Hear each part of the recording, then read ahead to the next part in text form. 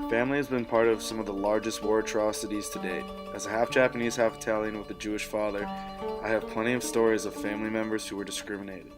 Today I'm going to focus on my grandparents, Polly and Matthew Okuno, on my Japanese side.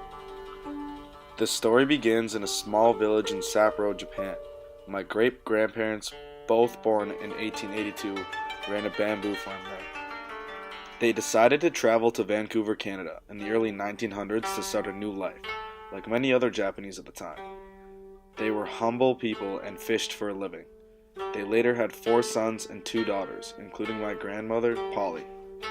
Although their life was sound, they were subject to intense racism and hate crime. My grandmother would get bullied for the way she looked and excluded just because she was Japanese. Everywhere she went, she'd be called a Jap. When World War II started in 1939, the life of Japanese Canadians forever changed. The population protested having Japanese citizens meriting death threats and acts of violence towards my family. After the Pearl Harbor attack in 1941, things only got worse. My grandmother and her entire family were interned in a camp in southern British Columbia named Popa, along with the internment, all their belongings and property being taken by the government, even though they were Canadian citizens.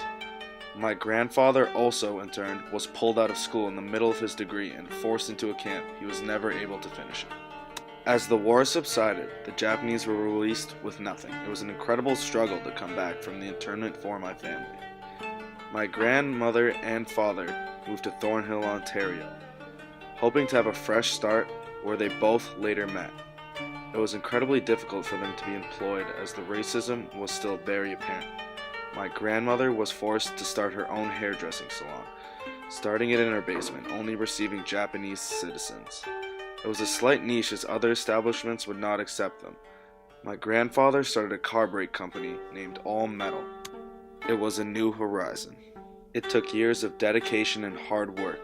Twice they had to start from nothing and rebuild their lives. They later had my mother and her sister, who still were not free from discrimination. They too were faced with racism and hate crime. Bullied throughout school, my mother even told me she had rocks thrown at her, while children called her a dirty Jap. It was a tough life, and I am grateful that they never lost hope and gave me the life I have today.